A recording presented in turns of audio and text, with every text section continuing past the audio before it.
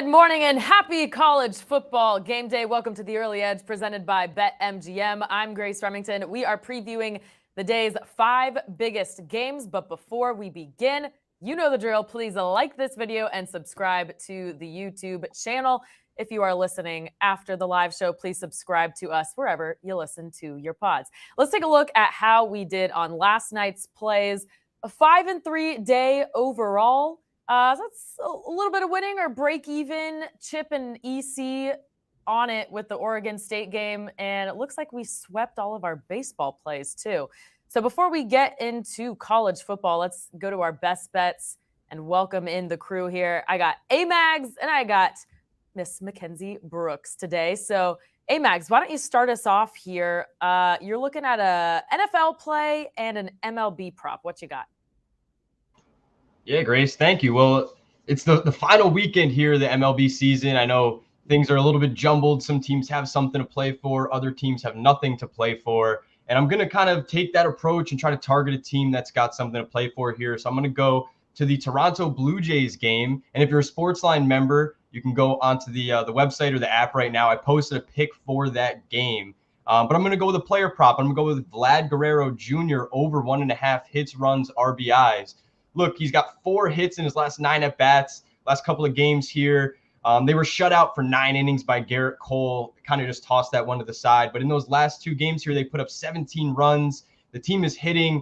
And I think that today versus a bullpen game, Tampa has nothing to play for. Yesterday they got Littell in the game, Erasmo Ramirez in the game, Taj Bradley in the game.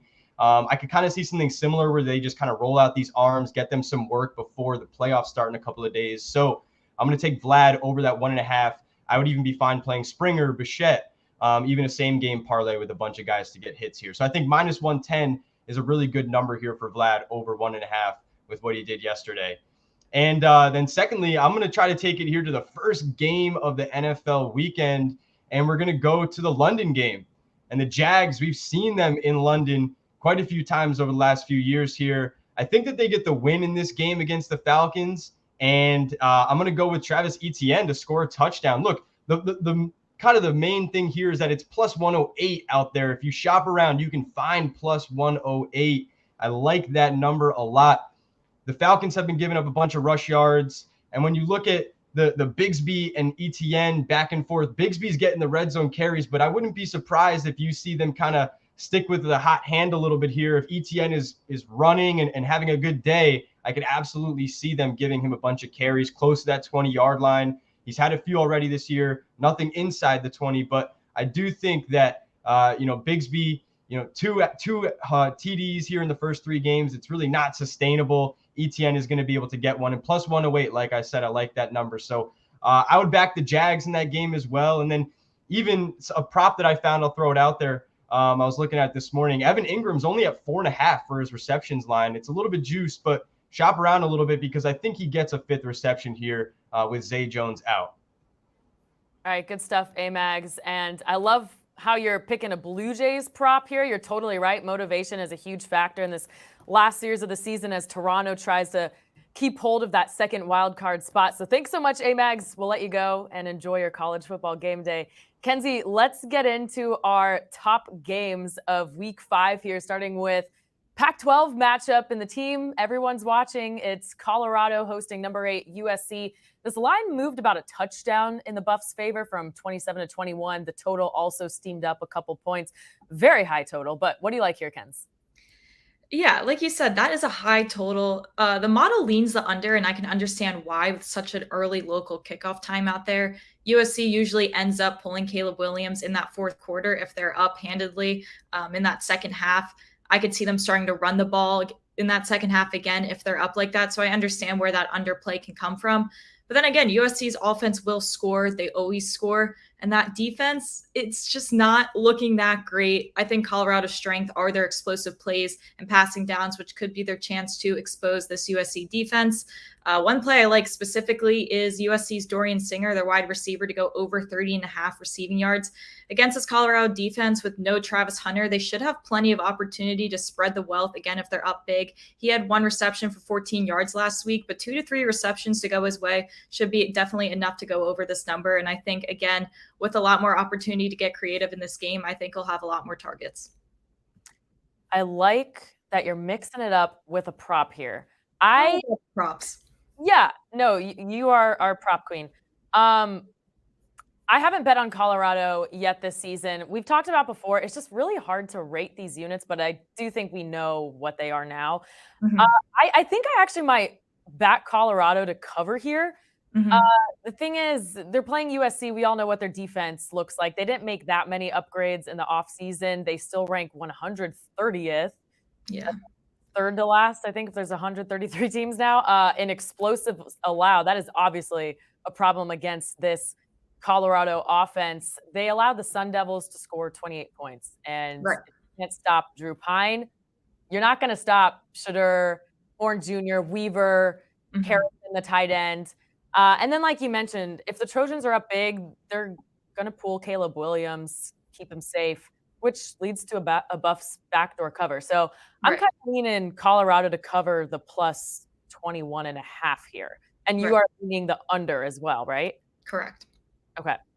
Let's move on to Florida and Kentucky, an SEC rivalry here. Kentucky now a 1.5-point favorite. Let's see. I'll start this one off. At this point, Kenzie, I'm just going to take whoever has plus odds on the money line because I think that's the value play. Models have Kentucky to win by less than a field goal, which means this is a coin flip on a neutral site. And for those arguing, what kind of advantage does Kroger Field have? Last time Florida played here, they had 15 procedural penalties. So it does appear that there's some advantage there in Kentucky. However, two really strong defenses here, really underrated defenses. And when it's separated by a field goal, I'm always inclined to sprinkle some on the money line. So right now, honestly, I think Kentucky wins the game, but for the sake of value, I would sprinkle on Florida money line because I just see it going either way. The key here is keeping Graham Mertz safe. Right now, he has the highest completion rate of his career, 78%. But our reporter at 24/7 Sports, Swamp 247, he pointed out to me most of those throws are within 10 yards of or behind the line of scrimmage. So I had to go check. It is true. His average depth of target is 6.4, only 3 big-time throws. Both are the worst in the SEC. And then, like I said, can you protect him? His 9% sack rate versus FBS teams ranks 102nd in the FBS. On the other side, you have Devin Leary and a Kentucky offense that tops in the nation in explosive plays, but he is turnover prone. So it's kind of up in the air in the passing game for me. Both defenses stout against the run. They're top 25 in the nation, allowing less than 3 yards a carry. But then you look at Kentucky's schedule. Who have they played? Ball State, a directional school, Eastern Kentucky, Akron, Vandy. So that's why I see this game going either way. I would take the value play with the plus odds. But what do you like here? Yeah, I mean, I agree. It is a close game. And I understand where you're going with the value play. And it is tough because the Wildcats are not exactly battle tested. While the Gators have seen some early action, like you mentioned, great run defenses. It seems like Kentucky would try to make Mertz beat them through the air. And I don't think that is something Mertz is capable of doing successfully against such a high-level defense. The Gators defense looks impressive under Austin Armstrong. Like you said, leading rush success rate, but still some questions in the secondary. And that is where Kentucky will thrive and find success in this game. I think that's probably the biggest mismatch that we'll see. It looks like Florida saved their star running back ETN last week, save him up for this game. So I think they're going to be spending a lot of time on the ground. Against this Kentucky defense, you have to be methodical. I think it's more quick, short passes like you were mentioning. I think it's a lot of ground game. The model leans Kentucky. I lean Kentucky as well. At the end of the day, I do trust Leary more than I trust Mertz to win a game in the air. Yeah, I'm thinking now, Mertz had several mistakes on the road at Utah. I don't know how he'll perform in this environment. And Florida didn't put Charlotte away last week. No. But it's just a no play for me. But I hope the info helps someone out there. A reminder to the viewer, if you're watching and you hear something you like, you can go place that wager over at BetMGM. New BetMGM customers can sign up today and get $200 in bonus bets. Just place your first wager of at least $10. That's it, right? Just $10. And you will receive $200 back instantly in bonus bets, regardless if your wager wins or loses. But you have to use the bonus code EDGE200. That's EDGE 200. All right, moving on to the Deep South's oldest rivalry. It's our SEC Game of the Week on CBS. Georgia at Auburn. The Sharps conflicted on both the side and total here. I have my thoughts, but you are the Georgia alum, so I'll let you go first, Kenz. Yes, I promise this is not a personal opinion, but our SportsLine model has an A pick on Georgia to cover. It's not me. I'm just a voice of data that is greater than me. But I will play devil's advocate because you can see, I get why they like Georgia. You know, Auburn lost by 17 to Texas A&M last week, and this defense is not Texas A&M. I think it'll be a shell shock for them.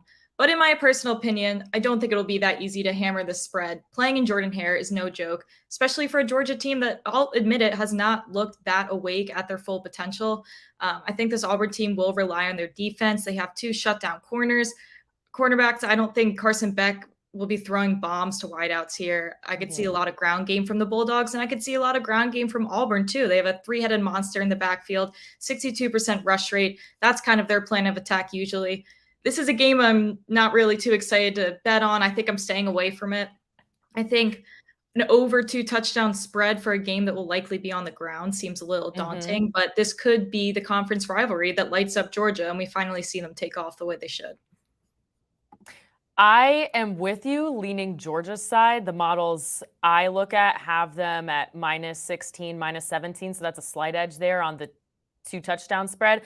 Right. However, I am playing the first half here. I'm going to play the first half under 23.5. The reason I'm skipping the full game total is because it's been steamed down from 51 to 44 through several key numbers. So I think we kind of missed the play there. I'd rather take the first half because it's Carson Beck's first road start. Jordan-Hare is not the play. I don't know if you've been there, Kenz. Yeah, it's a nightmare. I mean, weirder things have happened there.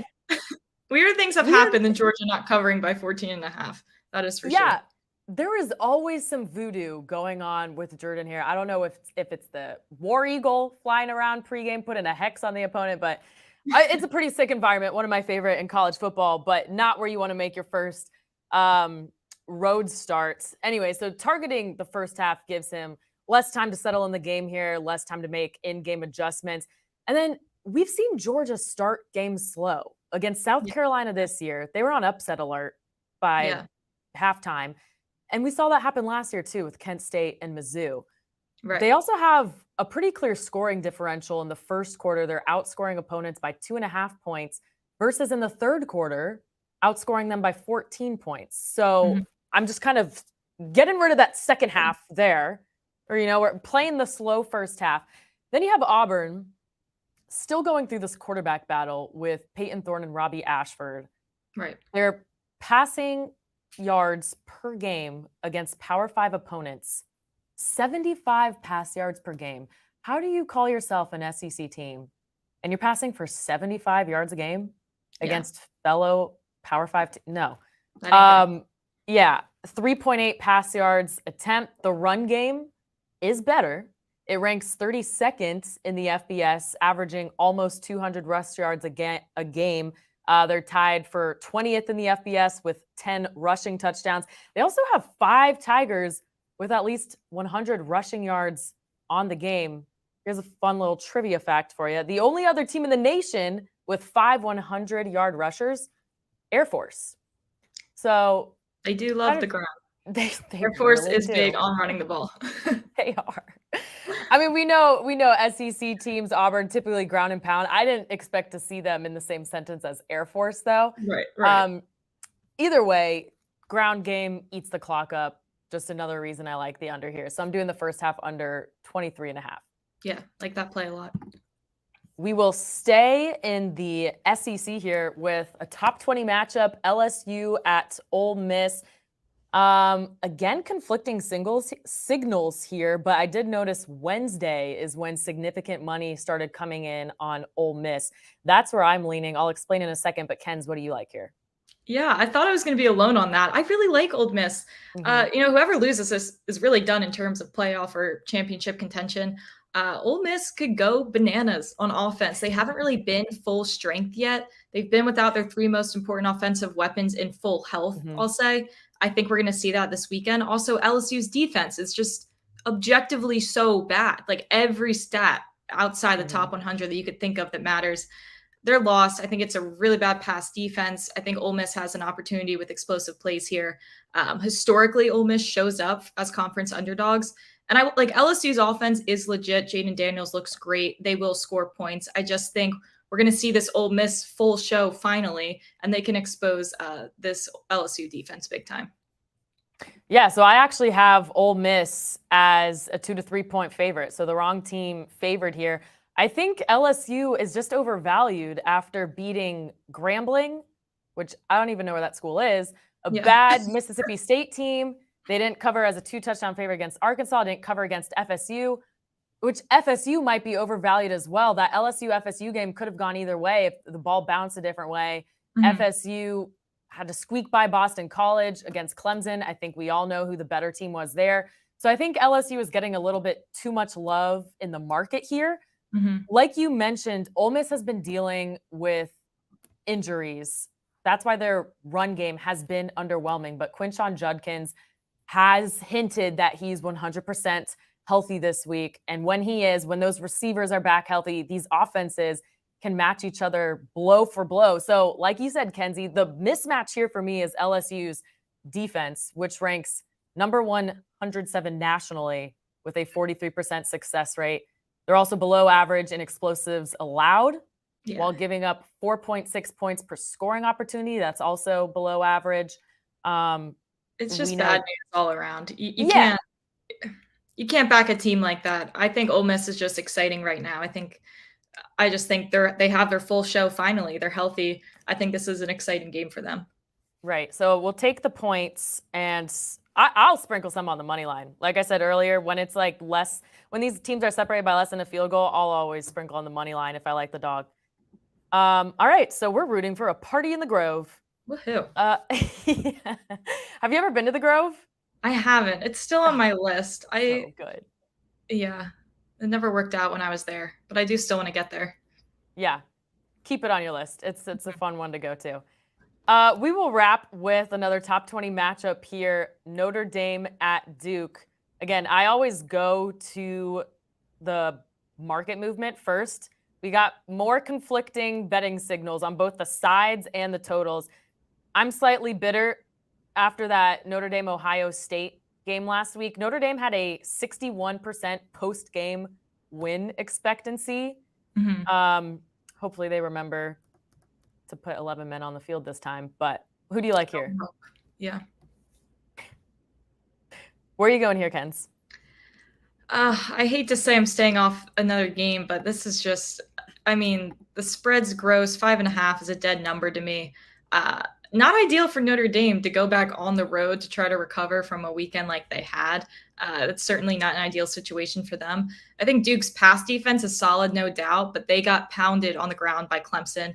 And I don't see why Notre Dame isn't capable of doing the same thing here. So I'd lean Notre Dame there. The model leans the under for what it's worth and Duke to cover. But that 5.5, that's a dead number to me that I don't really want to touch. Yeah. Okay, we are on the same page once again. I was actually leaning Notre Dame because the models I like have them anywhere from a 5 to 7 point favorite, but that's not enough to make a play. Right. I would also lean the under, but again, I think we missed some key numbers here. There's just no edge for me. Yeah, this is probably a good play earlier in the week. Right. Yeah, you got, two top 20 defenses, two top 20 quarterbacks. For me, the matchup I think Notre Dame wins is their run defense versus Duke's run game. Audric Estime leads the nation with 591 rushing yards. Blue Devils have the Power Five's 9th worst run defense, according to PFF. Also the 3rd worst missed tackle rate, missing tackles 20% of the time. Right. So I don't know. I just think Notre Dame showed us last week they can play anyone. The secondary, they shut down Ohio State's receivers. They can do the same with Duke. Right. When it comes down to the trenches, I think Notre Dame wins, but by how much, that's what I don't know. Right. So this is probably just a stay away, and I will just watch joyfully from the couch. Yes. All right. We will get to Kenzie's best bets next, but first, here's a word from one of our sponsors. There's no Belichickery here. When Sunday football isn't enough. Dislike that take. Great take. That other pregame show will put you over the tops. I'm all in. Let's go viral here. Every Sunday, all the insight you need on CBS Sports Network. All right, Kenzie, what you got? We're going to stick with a player prop. You can find this on DraftKings, or you can do Prize Picks underdog. Theo Johnson for Penn State, over 23.5 receiving yards. He played all 71 snaps for Penn State last week. He averages like 15 yards per catch, and his over-under for receptions is 2.5. So I'm not even asking for 3 receptions. I think 2 gets him here. We really like Penn State overall against Northwestern. That's another A-grade spread for us. Northwestern's defense is just really bad. We have Theo Johnson projected for 38 yards. Again, I think 2 catches honestly should get him there. All right. And then we can move over to the NFL quick. Mac Jones to throw an interception against the Cowboys kind of speaks for itself. Obviously, I would like this better if Trayvon Diggs was in the lineup, but even without him, Mac Jones is Mac Jones. They could be playing from behind most certainly in this second half, which means he'll have to air out the ball a lot. That should leave a lot of opportunity for him. So I like the opportunity for the game in the air, and I like that for the Cowboys defense to get an interception done. I like that one as well. That was a good show for us, Kens. Let's get to the recap screen. Pull out your notepad, take a screenshot, whatever works best for you folks. Amags is on Vladdy over 1.5 hits, runs, RBI at -110 as the Blue Jays fight for that last wild card or the second wild card spot. He also likes Travis Etienne for an anytime touchdown at +108. Kenzie is on Theo Johnson over 23.5 receiving yards at -110 and Mac Jones to throw an interception at -125. I should have added Ole Miss +2.5 was my official play on the SportsLine site. And I also got a couple more posted. We got a lot of picks up there, so make sure you're a subscriber to sportsline.com. All right, that's going to do it for us on this episode of The Early Edge. Thanks for watching. We'll be back here tomorrow at 10 a.m. Eastern covering the NFL. Remember to watch the rest of our crew on HQ later today. That actually starts in 30 minutes if you're watching this show live, covering all the college football games on the slate.